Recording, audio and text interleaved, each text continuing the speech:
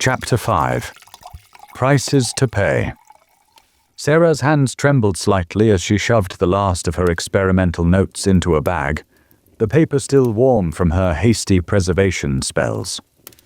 Through her workshop window, she could see Caspar's magical distraction still drawing order members away from the tea house, something involving floating pressure gauges and unnecessarily dramatic purple energy trails.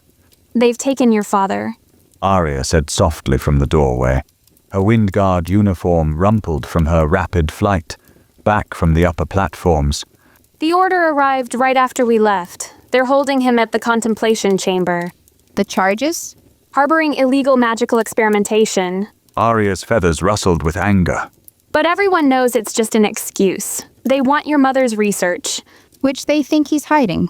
Sera's hand went to the harmonic beacon in her pocket, its steady pulse against her palm, a reminder of everything that had changed in the past day. Even though they're the ones who made it disappear in the first place. Caspar appeared in the workshop doorway, slightly singed and sporting new scorch marks on his coat. The Order's search party will be back soon. Tell me you found everything important. Despite everything, Sera felt her lips twitch. Is that your professional opinion?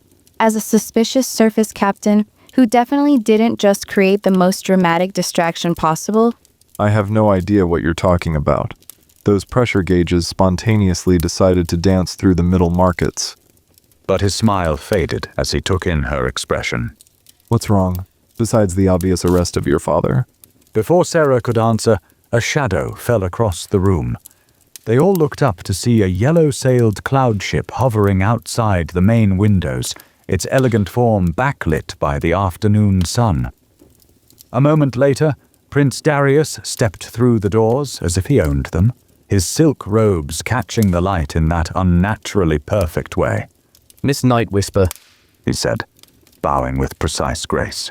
I came as soon as I heard about your father's unfortunate situation. Such a terrible misunderstanding. Sera felt Caspar tense beside her, saw Arya's feathers draw tight against her back. But she kept her voice steady as she returned the prince's bow. Your Highness is too kind to concern himself with our humble troubles. Nonsense.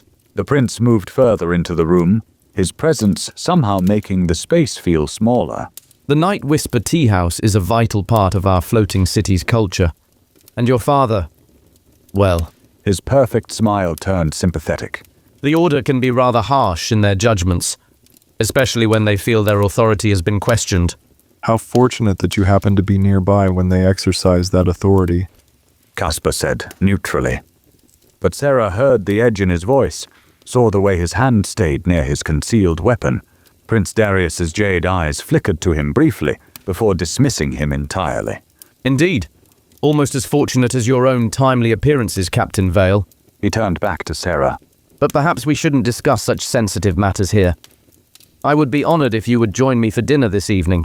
The upper platform's crystal garden is lovely at sunset, and so much more private. Sera's mind raced. The Crystal Garden was the most exclusive dining venue in Ethertide, where the city's highest authorities gathered to negotiate and scheme. An invitation there was both an honor and a threat. No one refused the garden's hospitality without consequences. I'm afraid I wouldn't be appropriate company, she said carefully. Given the current circumstances. Oh, but that's exactly why you must come. The prince's smile never wavered. After all, how else can we discuss the Order's rather severe interpretation of magical law? Their insistence on holding your father responsible for any experimental activities they might have detected. He gestured elegantly to the sealed workshop door. Unless, of course, you'd prefer to let the legal proceedings take their natural course. The threat hung in the air like poison gas. Sera felt Caspar shift slightly closer to her, felt Arya's wings rustle with suppressed anger. But they all knew she had no choice. You're very kind, she said, the words tasting like ash. I would be honored to accept your invitation. Excellent. Prince Darius clapped his hands together, and suddenly servants appeared from his cloud ship, bearing boxes and packages. I took the liberty of having something appropriate arranged for you to wear. The garden does have certain standards to maintain. Sera stared at the boxes. at their delicate yellow silk ribbons that matched the prince's robes perfectly. As if he'd known exactly how this conversation would go. As if he'd planned it all, down to the last detail. How thoughtful. She managed. Think nothing of it. The prince's jade eyes gleamed. Though I should mention, the garden is rather traditional in its approach to magic. Best to leave any experimental elements behind. His gaze flickered to her ribbon, then to where the harmonic beacon pressed against her hip. We wouldn't want to cause any more unfortunate incidents. Caspar took half a step forward, but Sera caught his arm. She felt the tension in his muscles, the barely contained need to act. What time shall I expect your cloud ship? She asked the prince. Sunset, of course. When else would one appreciate the Crystal Garden's famous harmonics? He bowed again, somehow making the gesture feel possessive. Until then, Miss Night Whisper, Captain Vale, always a pleasure. They watched in silence as he glided back to his cloud ship, yellow silks rippling in ways that defied natural air currents. Only when the ship had disappeared into the upper clouds did Sera release her grip on Caspar's arm. You can't go, He said immediately. It's obviously a trap. He's trying to... To separate us? To get access to my fusion magic knowledge?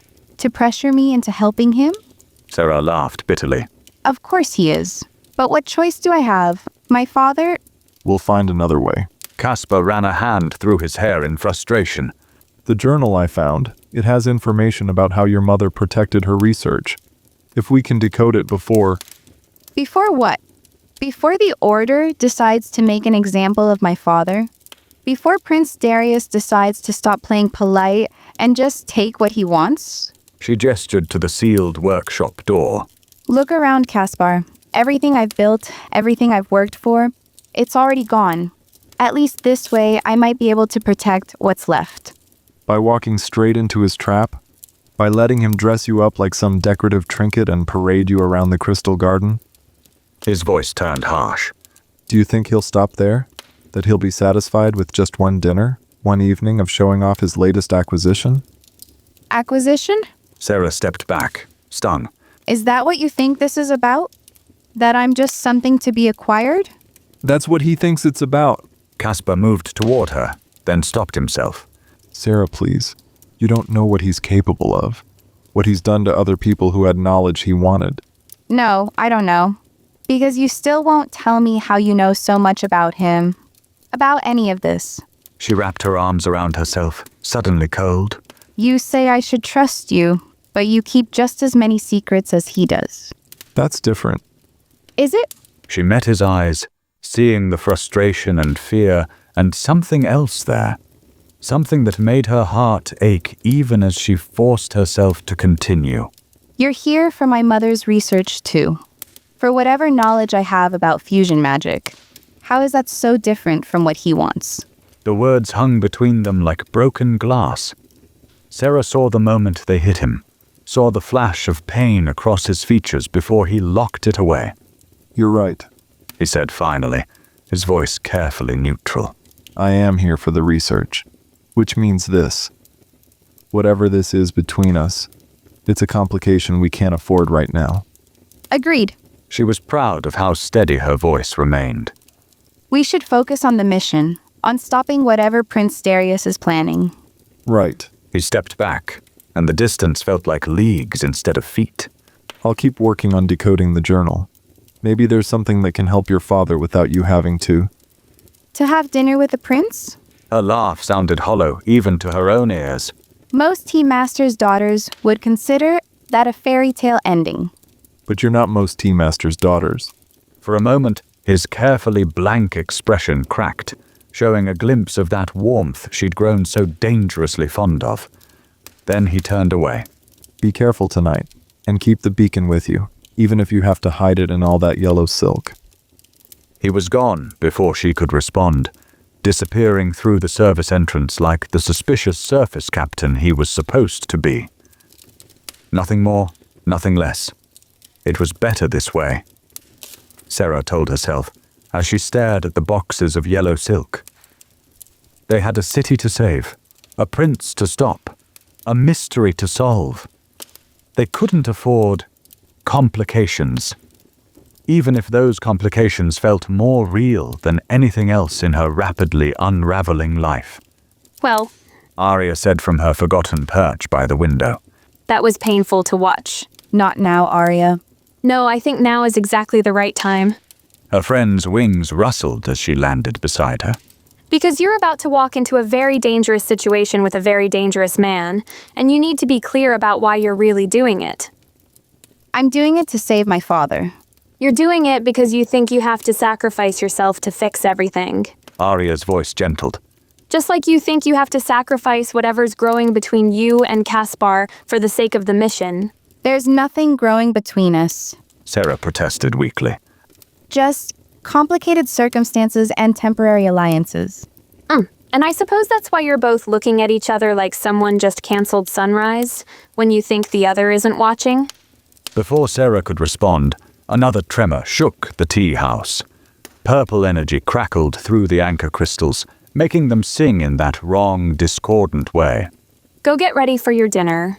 Arya said, wings spreading. I'll keep an eye on our suspicious surface captain. Make sure he doesn't do anything stupid like try to break into the Crystal Garden to rescue you.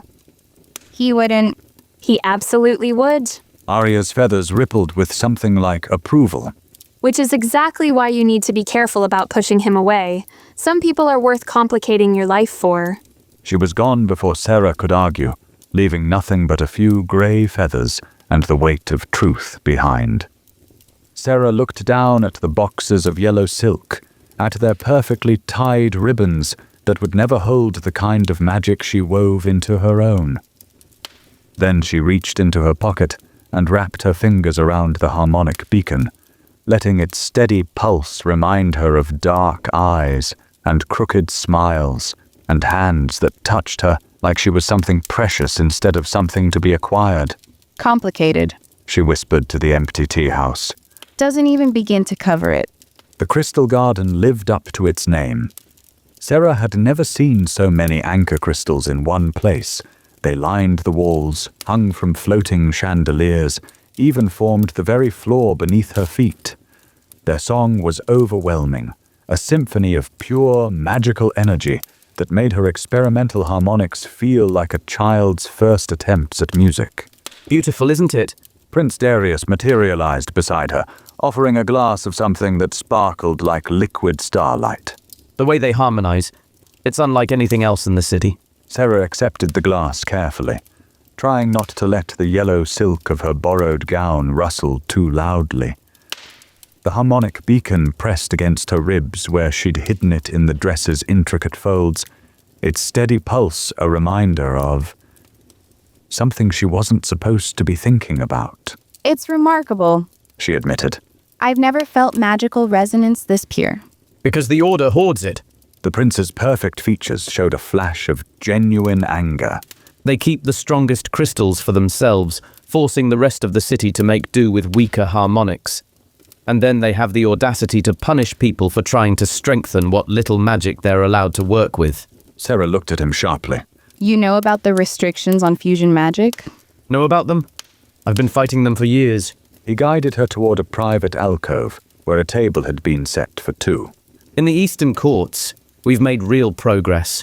Small innovations are now tolerated, even encouraged in certain research circles. I pushed for those changes myself, spent years building support among the more traditional council members. His jaw tightened slightly. But every time I try to extend those reforms to the Western Council, try to show them how controlled innovation can strengthen rather than threaten their precious traditions. They shut you down. Sera finished quietly. Because tradition is more important than progress. Exactly. His jade eyes sparked with intensity. Do you know how many brilliant magical theorists I've watched be silenced? How many innovators have been forced to hide their work, their gifts? He gestured to the yellow silk she wore. Even the way they make you dress, all these rules about proper appearance, proper behavior, proper magic use. As if conformity could somehow stop the anchor network from failing. Despite herself, Sera felt something loosen in her chest. How long had she wanted someone to say these things? Someone who understood the frustration of being held back by tradition, who saw the need for change. The network really is failing, isn't it? She asked. It's not just localized disturbances. Prince Darius nodded gravely. The whole Sky Kingdom system is destabilizing. The old harmonics can't handle the strain anymore. But instead of adapting, instead of embracing new solutions... He trailed off, taking a sip of his own sparkling drink. Did you know your mother came to the Eastern Courts once? Sera nearly dropped her glass. What?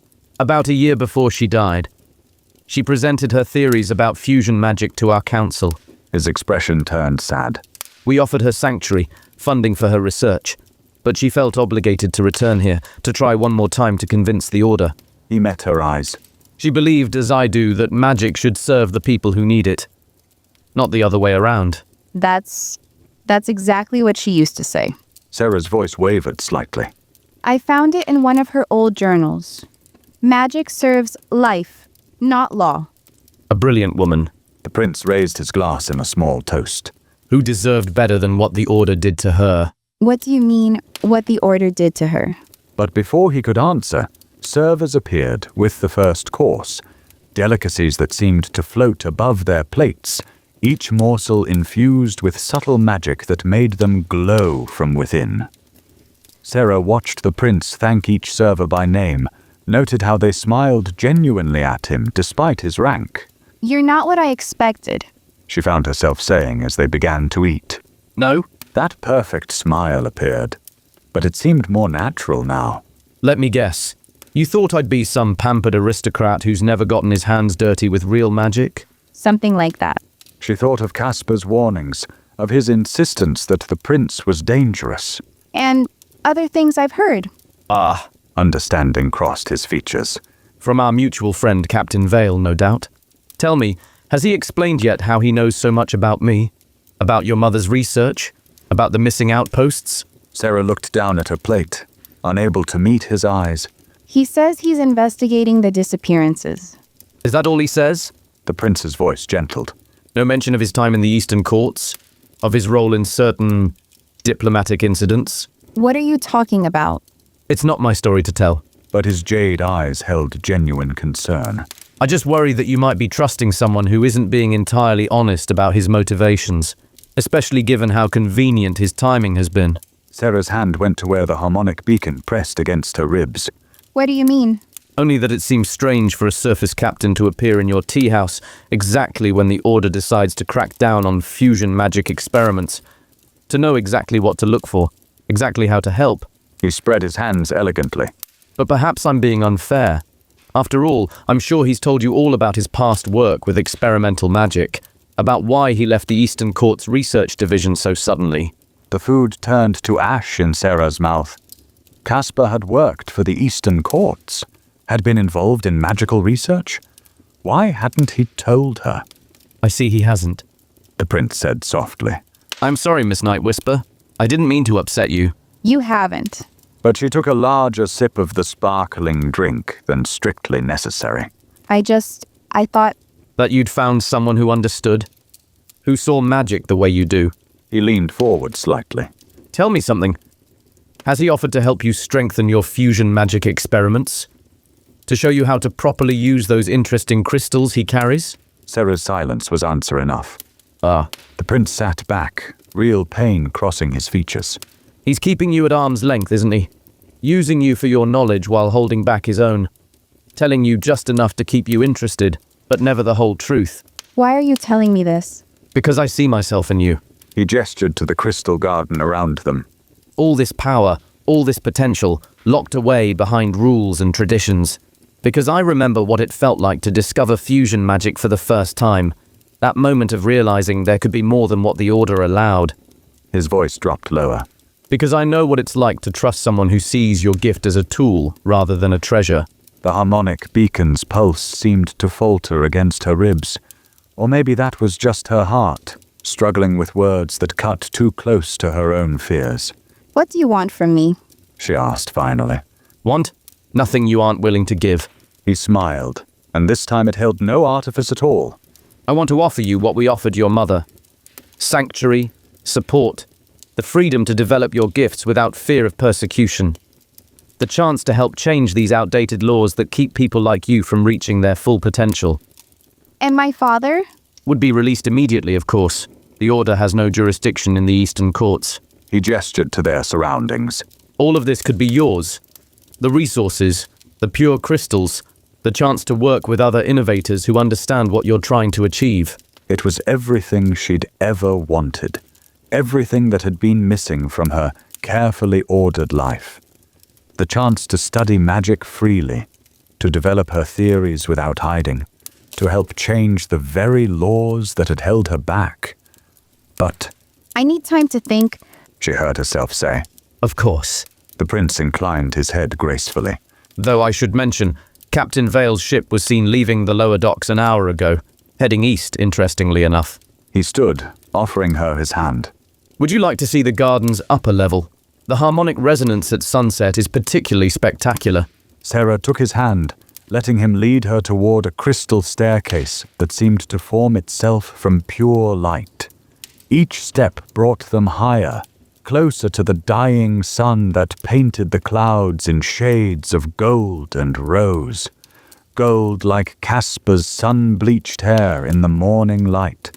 Rose like the blusher she pretended not to feel when he smiled at her.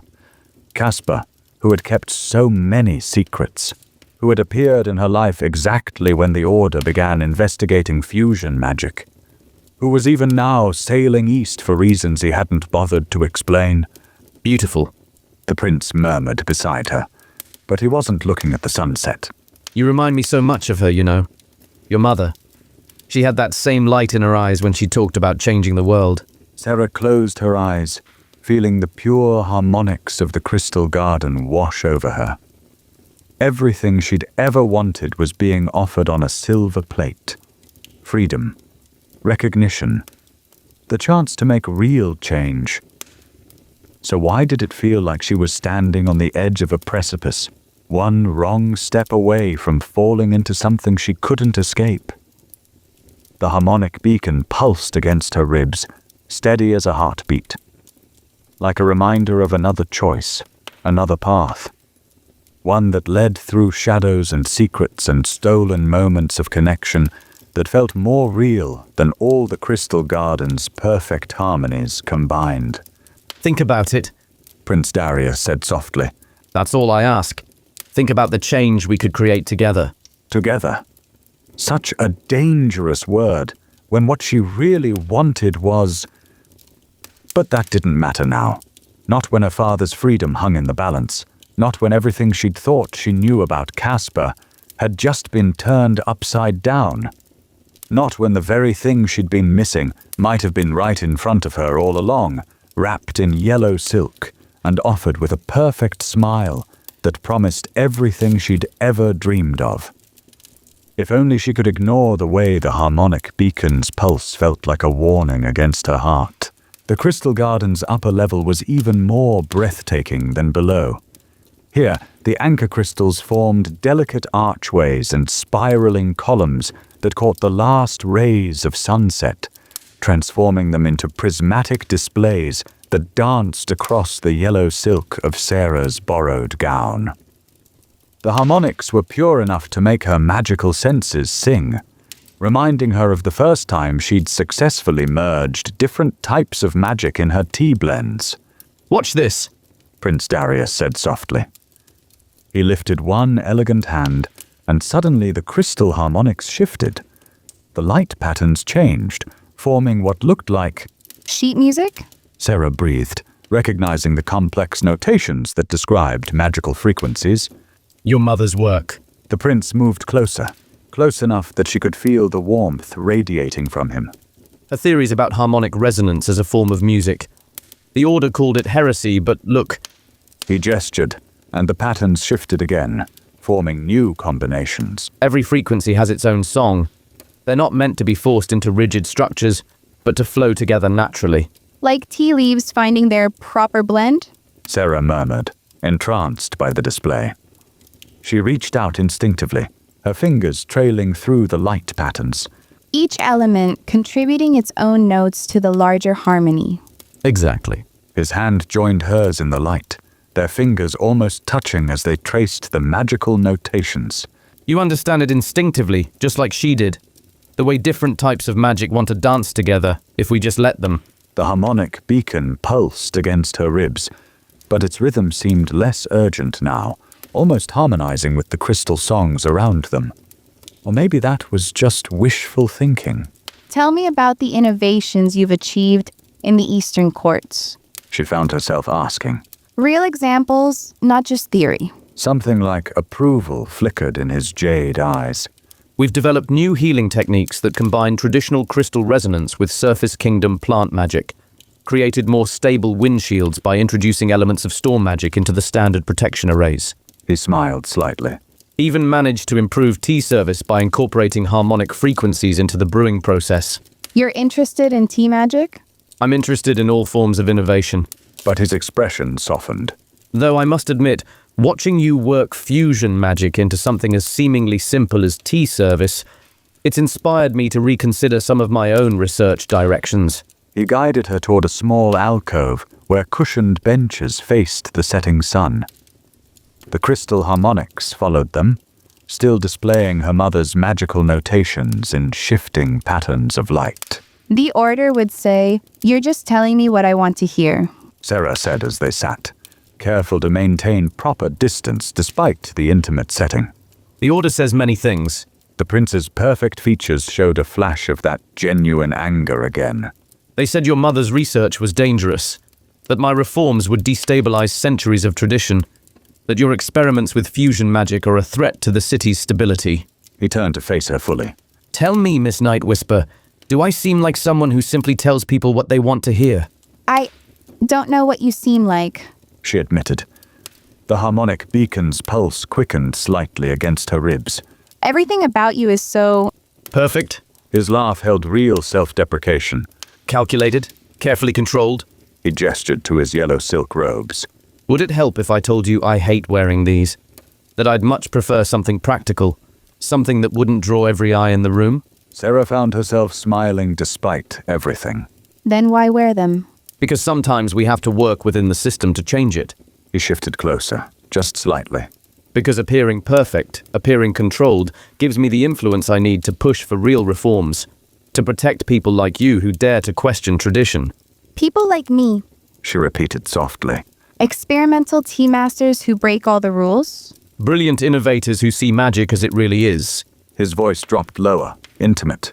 Who aren't afraid to reach for something more, something better, even when everyone tells them it's impossible. The crystal harmonics swirled around them, her mother's notations dancing in the dying light. Sera felt something shift in the air, a tension that had nothing to do with magic, and everything to do with the way Prince Darius looked at her. Not as a tool to be used or a prize to be won, but as someone he genuinely understood. You could do so much more, he murmured. Your experiments with fusion magic, they're just the beginning. With proper support, proper resources. He gestured to the crystal garden around them. Imagine what we could achieve together. The changes we could create. The barriers we could break down. We? Her voice came out barely more than a whisper. Yes, we... He reached out slowly, giving her time to pull away, and brushed a strand of hair from her face. His fingers were warm, gentle in a way that surprised her. I meant what I said earlier. You remind me so much of her. That same fire, that same vision of what magic could be. His hand lingered near her cheek. But you're also entirely your own person, with your own unique gifts. Your own way of seeing the harmonics that takes my breath away.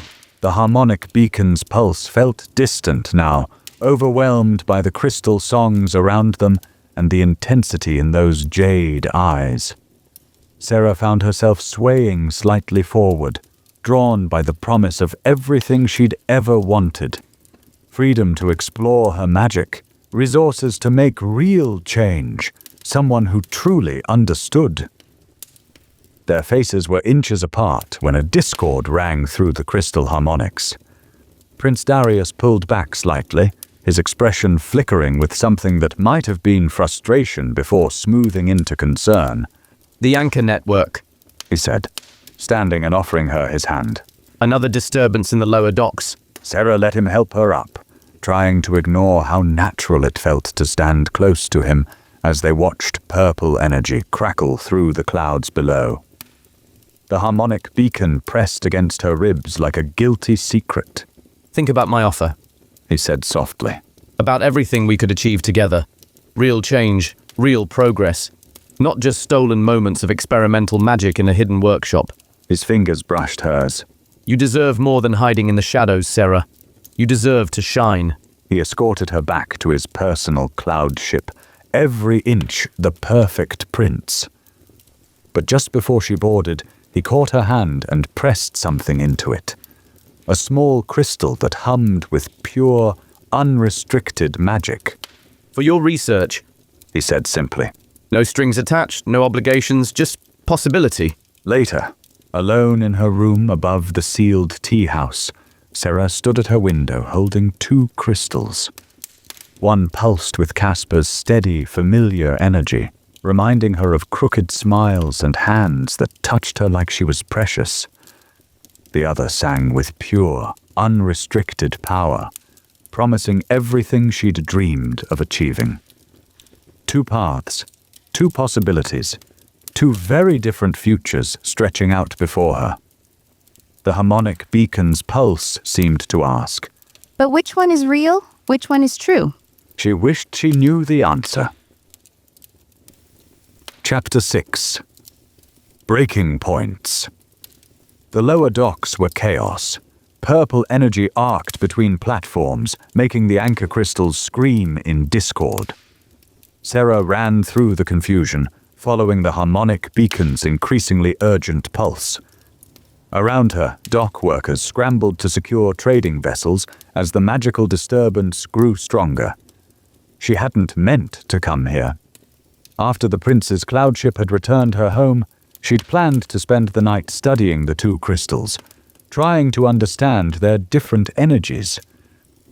But then the beacon's pulse had changed, becoming almost frantic, and she'd known something was wrong. A familiar ship caught her eye, sleek and dark, sliding through reality in that impossible way. Casper stood at its helm, manipulating crystal arrays she now recognized as fusion magic devices. But something was wrong. The harmonics were destabilizing, creating ripples of purple energy that matched the larger disturbance. Without thinking, Sera pressed her hand to the nearest anchor crystal, letting her magic flow into the network. The song was wrong, discordant, like someone had taken her mother's beautiful harmonic patterns and twisted them into something else, something that felt almost like... The princess crystal? She whispered, realizing what the familiar resonance meant. But before she could process that revelation, a massive surge of energy rocked the platform. Casper's ship lurched dangerously. She saw him stumble, saw the crystal array begin to fracture. Without his steady control, the fusion magic would tear itself apart, taking half the lower docks with it. Sera ran, through the chaos, through the screaming harmonics, through her own doubts and fears about his secrets. Because whatever else was true, whatever lies might lie between them, she knew one thing with bone-deep certainty. Their magics worked together in a way that defied explanation. Catch! She shouted, already pulling her ribbon free. Casper's head snapped up at her voice, his eyes widening as she threw the silk toward his ship. He caught it one-handed, immediately understanding her intent. The ribbon's stability sigils glowed as Casper wove them into his crystal array. Sera reached for her own magic, letting it flow through the connection between them.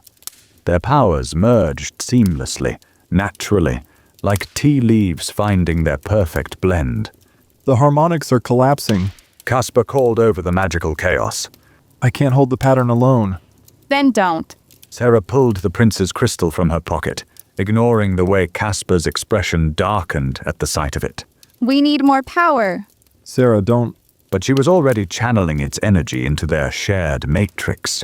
Pure, unrestricted magic flooded the connection, making the anchor crystals sing with new harmonies. For a moment, everything balanced perfectly. Her experimental fusion magic, Casper's practical expertise, and the raw power of the prince's crystal. Then something shifted. The prince's crystal pulsed with familiar purple energy, and suddenly the harmonics weren't just unstable. They were actively fighting against each other. It's corrupted. Caspar shouted, his hands flying over the crystal array. The resonance patterns. I see it. Sera's mind raced. The prince's crystal was trying to force the harmonics into alignment, just like he'd said shouldn't be done. But if they could somehow... Trust me. She called to Caspar. Their eyes met across the chaos. She saw the moment he made his decision, saw him nod once, sharp and certain. Sera closed her eyes and reached for her magic the way she did when brewing tea. Not forcing, not controlling, but letting each element find its natural place in the larger harmony.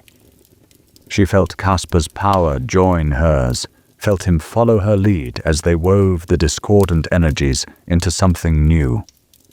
The anchor crystal's song changed. Where there had been chaos, now there was harmony. Where there had been forced alignment, now there was natural resonance.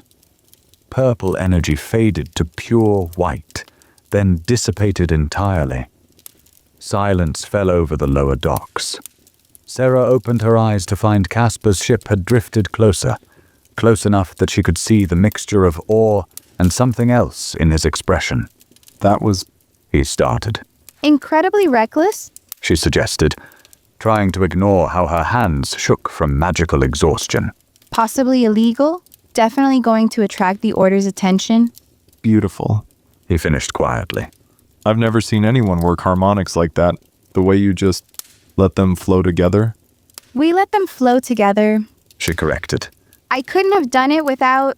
She swayed slightly, the aftermath of channeling so much power hitting her at once. Suddenly Caspar was there, strong hands steadying her. She hadn't even seen him leave his ship. Easy. He murmured. Fusion magic takes a lot out of you the first few times. Speaking from experience? She meant it to sound sharp, but exhaustion made her voice soft instead.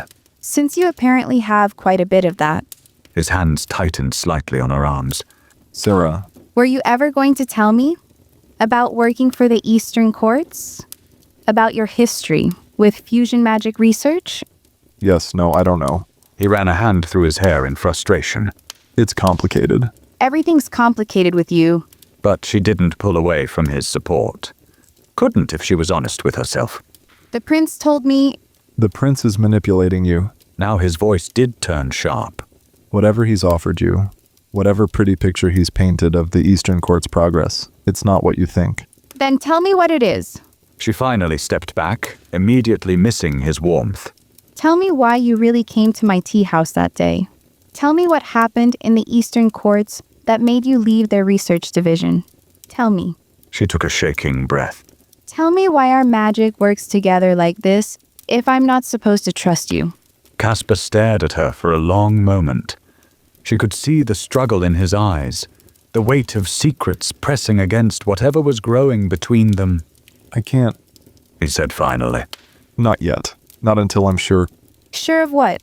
That I'm not working with the prince? That I won't betray whatever mission you're really on? She pulled the corrupted crystal from her pocket. He gave me this tonight. Offered me everything I've ever wanted. Resources, freedom to research, protection for my father. He's achieved real reforms in the Eastern Courts, Caspar. Small changes, but real ones. While She gestured helplessly. you won't even tell me why you left them. Because I saw what those real reforms cost. The words burst out of him like he couldn't hold them back anymore. Because I watched them twist good people's research into weapons, into tools for controlling magic instead of working with it. Because He stopped himself, visibly pulling back. some secrets aren't mine to tell, not without putting people in danger. People like my mother? The words hung between them like broken glass. The prince said she went to the Eastern Courts. That they offered her sanctuary. And did he tell you why she didn't take it? Caspar's voice turned gentle despite the tension in his shoulders. Did he tell you what really happened to her research after she died? Sera looked down at the crystal in her hand, at the corruption hiding beneath its perfect surface. No, She admitted quietly. he didn't. I want to tell you everything. Caspar moved closer, close enough that she could feel his warmth again.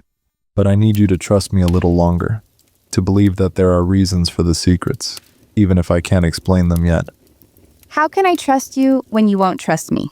His hand caught hers, fingers threading together with that same natural harmony as their magic. What just happened with the harmonics? That wasn't about trust. That was about knowing, bone deep, that we work better together than apart. That whatever lies between us, whatever complications we're both carrying. He squeezed her hand gently. Some things can't be faked, not even by someone as practiced at deception as I am. Despite everything, Sera felt her lips twitch. Was that supposed to be reassuring? Was it not? I thought admitting to being practiced at deception was very trustworthy of me. You're impossible. But she found herself squeezing his hand back. And still hiding things. Yes, He lifted their joined hands, pressing something cool and metallic into her palm. Another harmonic beacon, she realized. but I'm also giving you the means to find me, no matter what happens. To know if I'm telling the truth about being on your side, even when everything else seems uncertain. More fusion magic devices? She raised an eyebrow. Very traditional of you. Well, I did learn from the best. His crooked smile appeared, warming his eyes. A brilliant experimental tea master who's been breaking all the rules in exactly the right ways. The anchor crystal song shifted around them, harmonizing in that perfect way that felt like possibility. Like promise. Like something worth fighting for, even if the path forward wasn't clear yet. We should go. Caspar said reluctantly. The Order will have sensed that much fusion magic being worked. Sera nodded, but neither of them moved to separate their hands. Will you tell me? She asked softly. Eventually? All of it? Yes. He brought their joined hands up, pressing a kiss to her knuckles that sent warmth spreading through her entire body. I will tell you all my secrets, but some secrets are still not mine to tell. Even speaking some things are enough to put not only you but others in danger. I can handle danger. I know. His eyes held hers, full of things he couldn't say yet. That's what terrifies me. The sound of Windguard patrols finally forced them apart. But as Sera hurried back toward the middle markets, she found herself holding 2 harmonic beacons instead of 1. Like bookends to the choice she still had to make, the path she still had to choose. The prince offered everything she thought she wanted.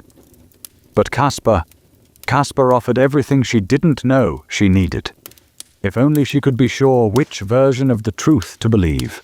Sera hadn't expected Caspar's ship to be beautiful. Suspicious surface captains weren't supposed to have ships with graceful lines and perfectly balanced harmonics that made her magical senses hum with appreciation. But as they glided through the night sky, she had to admit, the midnight dive was extraordinary. You're staring at my crystals. Caspar said from beside her, amusement coloring his voice. He stood close, too close for propriety. Close enough that she could feel the warmth radiating from him in the cool night air. I'm studying your harmonic arrays. She corrected, definitely not noticing how the wind played with his sun-bleached hair. The way you've integrated different magical frequencies. It's unlike anything I've seen before. Except in your own experiments. He shifted closer, ostensibly to point out a particular crystal formation. His chest brushed against her shoulder. See how the resonance patterns flow? Like your tea blends, letting each element find its natural harmony. Sera tried to focus on the crystals, but her attention kept wandering to the point of contact between them, to the way his voice dropped lower when he spoke about magic. Where are we going? Somewhere safe. His hand settled on the small of her back, steadying her as the ship banked through a cloud bank. Somewhere you can work on your mother's research without the Order or the Prince interfering. The mention of the prince should have cooled the warmth building between them. Instead, it made Sera more aware of Caspar's proximity, of how different this felt from the prince's calculated touches. They emerged from the clouds into a pocket of clear sky, and Sera's breath caught. A small outpost floated before them, completely hidden from the city's view by layers of magic she could barely comprehend. But what made her magical senses sing wasn't the concealment. It was the way the station stayed aloft. Fusion magic. She whispered, recognizing the harmonics. Pure, stable fusion magic. The kind your mother was working toward. Casper's hand was still on her back, his thumb tracing small circles that she tried very hard to ignore. Before the order interfered, The outpost grew closer, revealing more details.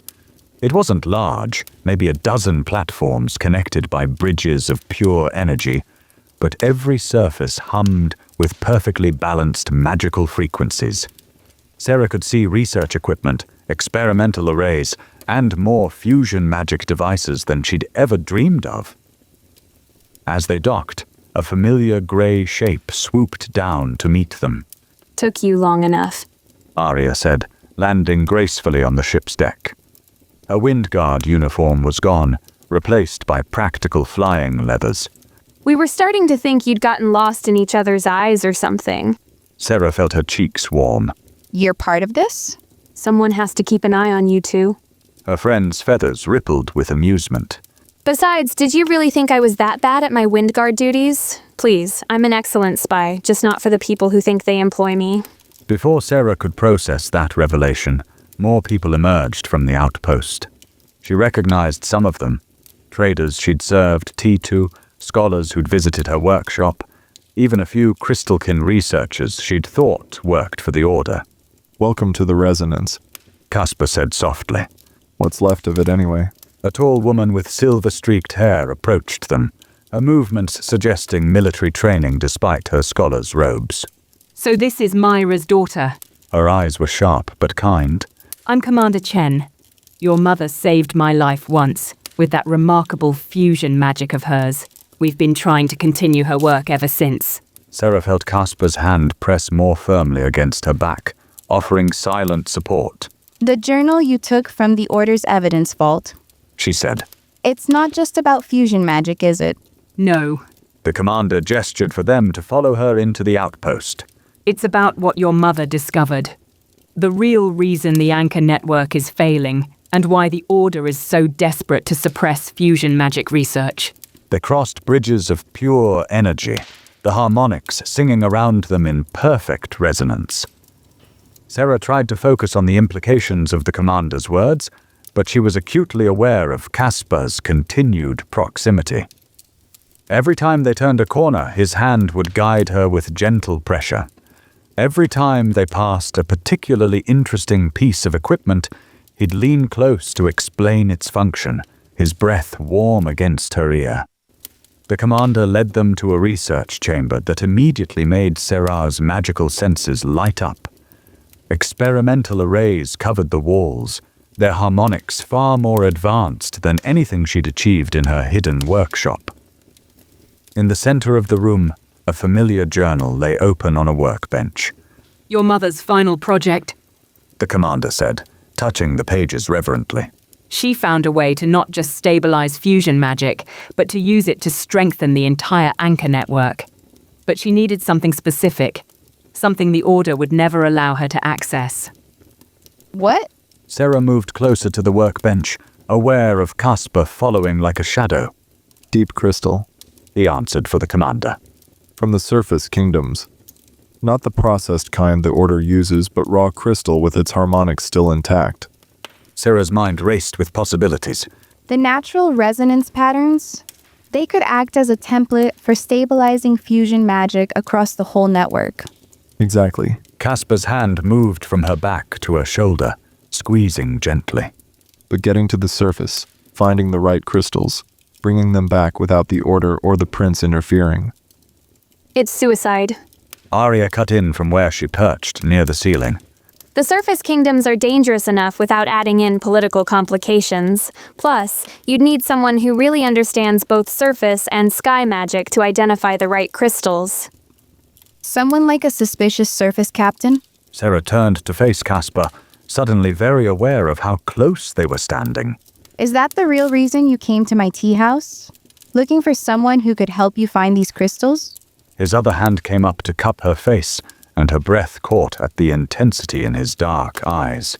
I came to your tea house tracking magical disturbances. I stayed because His thumb brushed her cheekbone. I've never met anyone else who sees magic the way you do. Who understands that it's not about control or power, but about finding the right harmony. The air between them felt charged with more than just magical energy. Sera found herself swaying slightly forward, drawn by the warmth in his eyes, the sincerity in his voice, the way his hands touched her like she was something precious. Someone cleared their throat loudly. They jumped apart to find the commander watching them with poorly concealed amusement. Perhaps we should focus on the technical details. She suggested dryly. Unless you two would prefer to continue your harmonic resonance studies. Sera felt her face flame, but she couldn't help noticing that Caspar stayed close, his hand dropping to the small of her back again as they bent over the workbench to study her mother's research. Here, Caspar said, leaning over her shoulder to point at a particularly complex harmonic pattern in her mother's notes. His chest pressed warm against her back, his voice low near her ear. see how the resonance shifts when deep crystal is introduced to the matrix? Sera tried to focus on the diagrams, but all she could think about was the way his fingers traced the patterns, how his other hand had settled on her waist as if it belonged there. The frequencies align naturally, She managed, proud that her voice stayed steady. instead of being forced. Exactly. His thumb drew small circles on her hip as he reached past her to adjust one of the crystal arrays. Like what you did in the lower docks, letting the magic find its own harmony. She turned her head slightly to see his expression, not realizing how close this would bring their faces. His eyes darkened as they met hers, and for a moment the technical discussion faded into background noise. These calculations, Commander Chen's voice cut through the tension, making them both jump. they suggest the deep crystal needs to be in its raw form, unprocessed. Sera cleared her throat, stepping sideways to put a more professional distance between them. But as she moved to examine the calculations, Caspar's hand brushed down her arm in a way that was definitely not accidental.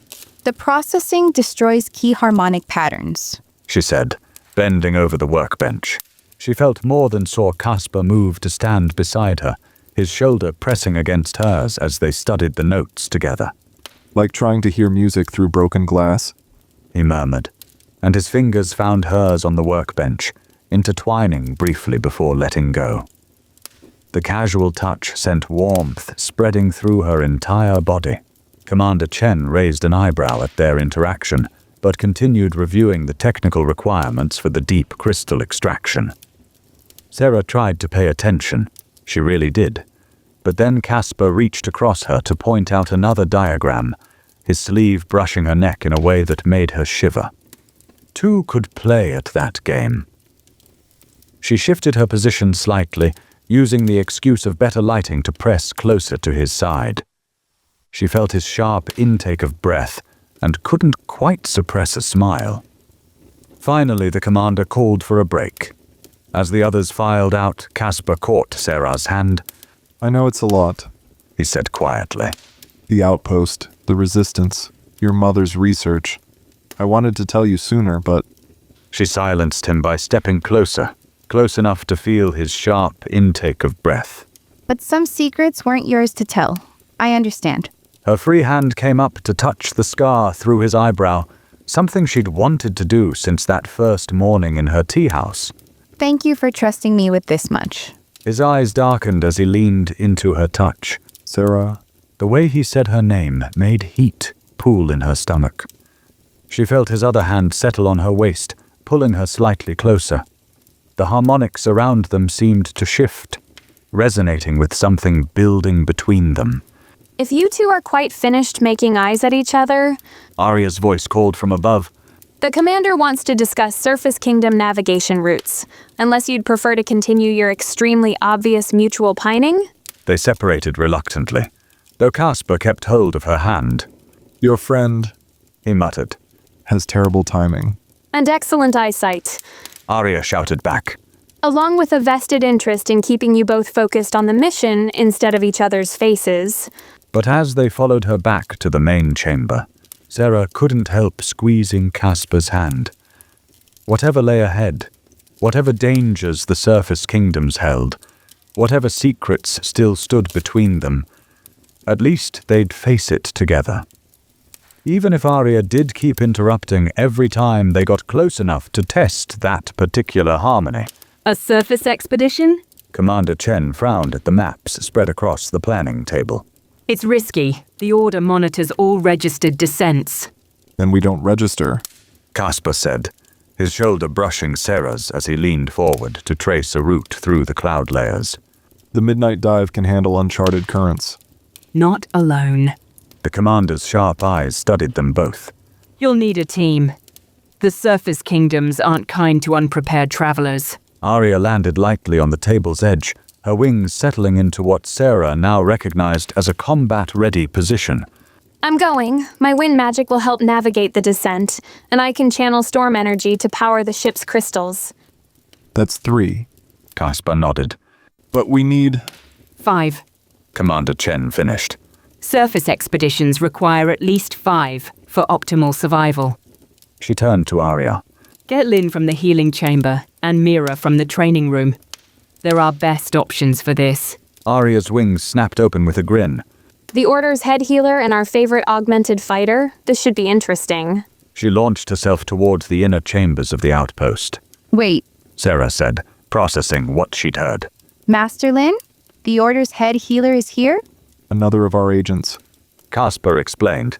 Like Arya, she works within the system to gather intelligence, and her healing abilities are unmatched. Minutes later, Arya returned with 2 figures in tow. Sera's eyes widened as she recognized them both. The crystalkin healer whose translucent form refracted the room's magical light, and the tall woman with mechanical augmentations who she'd last seen tending bar at the rusty anchor. Master Lin She breathed. and Mira, you're both part of this? The crystalkin's crystalline features arranged themselves into a smile. The Order's restrictions on healing magic have gone too far, and my abilities will be essential on the surface. The magical environment there can be harsh on sky dwellers. Someone needs to keep you magic users alive while you play with your crystals. Mira added, her augmentations gleaming as she crossed her arms. Might as well be me. Mira, Casper greeted her with obvious respect. didn't expect to see you topside. The augmented woman shrugged massive shoulders. Someone needs to keep you lot alive while you play with your crystals. Might as well be me. Commander Chen nodded slowly. A solid team. Caspar's surface knowledge and ship handling. Sera's crystal expertise. Arya's wind magic. Lynn's healing. And Mira's combat skills. She fixed them each with a stern look. But you'll need to move fast. The Order is already increasing patrols after tonight's disturbance in the lower docks. They spent the next hour planning routes and gathering supplies. Sera found herself constantly aware of Casper's presence, the way he seemed to orbit around her, even while discussing technical details with the others. Finally, the commander called for a brief rest before departure. Walk with me? Casper asked softly as the others dispersed.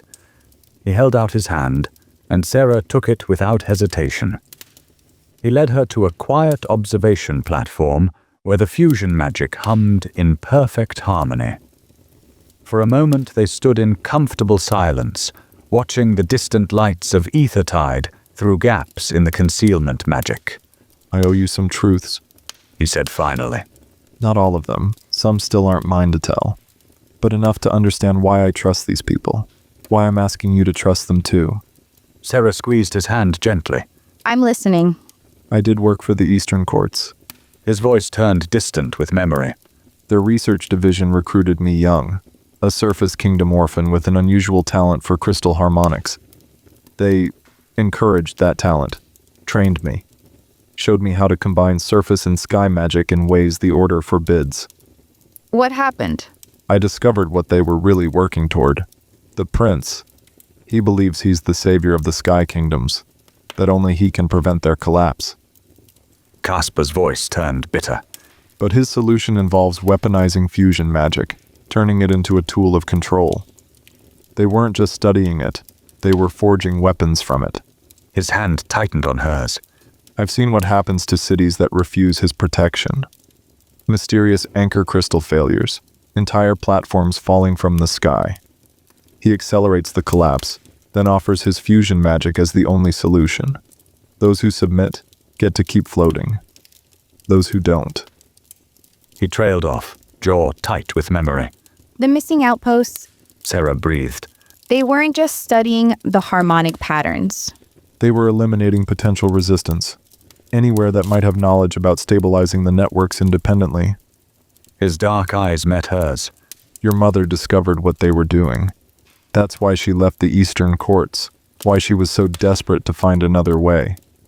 She knew the prince would use any excuse to expand his control, even if it meant letting cities fall to prove they needed his help. So you left. With help. He turned to face her, his dark eyes intense in the crystal light. Your mother helped me escape. She was there as a visiting scholar, saw what was happening to the younger researchers. He swallowed hard. She saved more than just me. Got dozens of us out before they realized what she was doing. The resistance, she helped create it? She showed us there was another way. That fusion magic could strengthen and heal, instead of control and destroy. His free hand came up to cup her cheek. You remind me so much of her sometimes. The way you work with harmonics, letting them flow naturally instead of forcing them. Sera leaned into his touch, processing everything he'd told her. Is that why you came to my tea house? Because of my mother? I came to your tea house tracking magical disturbances. He corrected. I stayed because of you, because watching you work magic. His thumb brushed a cheekbone. It reminded me why I fell in love with fusion harmonics in the first place. The beauty of it, the pure joy of letting different magics dance together in their own way. Something in Sera's chest loosened. A knot of doubt she hadn't even realized she was carrying. She'd spent so long hiding her experiments, trying to force her innovations into traditional forms, that she'd almost forgotten that initial wonder. The simple pleasure of letting magic flow naturally, of finding new harmonies in unexpected places. Thank you She whispered. for telling me, for showing me this place, for... She gestured around them, at the fusion magic singing in perfect resonance. for reminding me what's possible. His eyes darkened as they met hers. Sera. A discreet cough interrupted whatever he'd been about to say. They turned to find Arya hovering nearby, her feathers quivering with poorly suppressed amusement. Time to go. She said. Unless you two would prefer to continue your meaningful gazing into each other's eyes while the order closes in. They separated reluctantly, though Caspar kept hold of her hand as they made their way back to the ship. The others were already aboard, Lynn checking medical supplies, Mira securing cargo, Arya preparing wind magic arrays for the descent. As they cast off from the hidden outpost, Sera felt something shift inside her. She wasn't just running from the Order anymore, wasn't just rebelling against tradition for tradition's sake. She was choosing a path, one that might be dangerous and uncertain, but that felt right in a way nothing else had since she'd first discovered fusion magic. The fact that this path led her toward Caspar instead of away from him, well, that was just another kind of harmony, wasn't it? Ready? He asked from his position at the helm, dark eyes warm as they met hers. Everyone ready? Caspar asked from the helm, his hands moving confidently over the crystal arrays. Sera took her position beside him, watching as the others secured themselves for descent. The harmonic beacons pulsed against her hip. Both of them now, a matched set like the different magics flowing through their ship's crystals. Like the team around her, each bringing their own strengths to create something greater than the sum of its parts. Like her and Caspar, finding their own kind of harmony in the chaos. Well, Mother, She thought as the midnight dive began its plunge toward the surface kingdoms. I hope you're proud of the company I'm keeping. Somehow she thought her mother would approve. High above them, Unseen through the dense cloud cover, yellow sails caught the starlight as a second ship began its silent descent. The prince stood at its helm, jade eyes fixed on the disappearing shape of the midnight dive, a crystal in his hand pulsing with the same corrupted energy as the one he'd gifted to Sera. Follow them, He commanded softly. but maintain distance. Let them lead us to what we seek. His perfect smile showed briefly in the darkness as both ships vanished into the cloud layer that separated sky from surface.